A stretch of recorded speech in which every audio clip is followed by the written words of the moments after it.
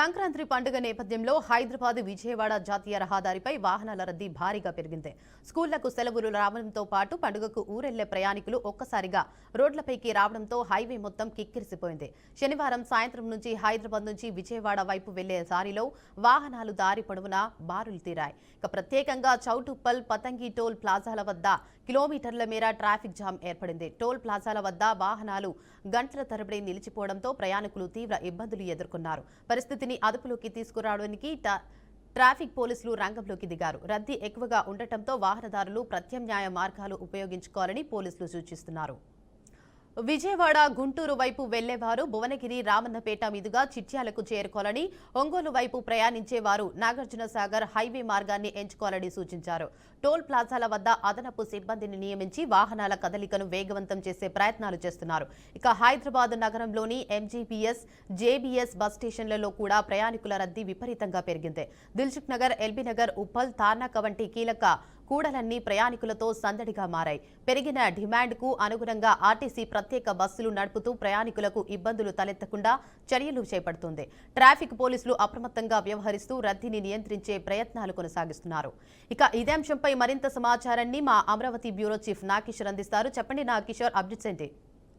Devika, thank you. ఏదైతే ఆంధ్రప్రదేశ్ లో పెద్ద పండుగ సంక్రాంతి పండుగ ఉందో, ఈ సంక్రాంతి పండుగకు సంబంధించి మొత్తం ఆంధ్ర ప్రజలందరూ కూడా వాళ్ళ స్వగృహాలకి బయలుదేరుతున్న నేపథ్యంలో హైదరాబాద్ నుంచి విజయవాడ వరకు కూడా హైవేలన్నీ ట్రాఫిక్ తోటి కిక్కిసిపోయిందని చెప్పుకోవచ్చు. ఇప్పటికే అటు హైదరాబాద్ పోలీసులు కావచ్చు, ఇటు ఆంధ్ర పోలీసులు కావచ్చు, సమన్వయంతో ట్రాఫిక్ నియంత్రించడానికి ఎక్కడికక్కడ ట్రాఫిక్ డైవర్షన్స్ అయితే చేపట్టడం జరిగింది. విజయవాడ వెళ్లే వాళ్ళకి ఒక రూట్ ని, అదే విధంగా ఒంగోలు వెళ్లే వాళ్ళకి నాగార్జున సాగర్ హైవేని ఎంచుకోవాలంటూ కూడా మార్గదర్శకాలు ఇవ్వడం జరిగింది. ఇంకో పక్క నర్సరావుపేట, చలుగులూరుపేట, చీరాల వైపు వెళ్లే వాళ్ళని నకరికల్లు వద్ద దిగేసి అటు నుంచి వెళ్లవలసిందిగా కూడా మార్గదర్శకాలు జారీ చేయడం జరిగింది. ఇంకో పక్క ఇప్పటికే అటు ఆర్టీసీ కావచ్చు, ఇటు టీఎస్ఆర్టీసీ కావచ్చు, ఇద్దరు కూడా ప్రత్యేక బస్సులు నడుపుతూ ప్రయాణం లేకుండా అన్ని రకాల ఏర్పాట్లు అయితే చేస్తా ఉన్నారు. ఇంకో పక్క చాలా మంది వాళ్ళ సొంత వాహనాల్లోనే స్వగృహాలకు బయలుదేరుతున్న నేపథ్యంలో ఎక్కడికక్కడ అటు ప్రయాణికులతోటి కావచ్చు, ఇటు సొంత వాహనాలతోటి కావచ్చు,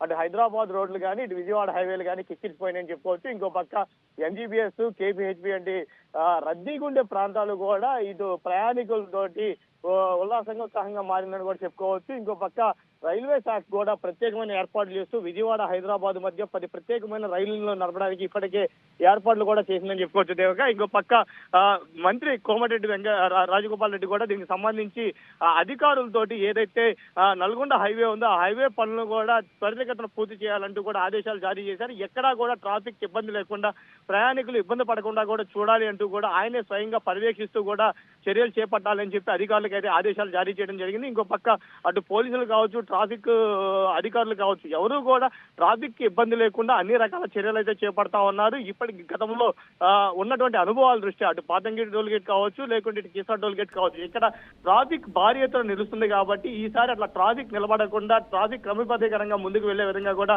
అధికార యంత్రాంగం అంతా చర్యలు చేపట్టారు. పండుగని సజావుగా జరుపుకొని తిరిగి వచ్చేలాగా ట్రాఫిక్ ఇబ్బందులు లేకుండా అన్ని రకాల చర్యలను అయితే ఆంధ్ర, తెలంగాణ అధికారులు చేపట్టారు దేవక. Right, thank you for the update Nageshwar.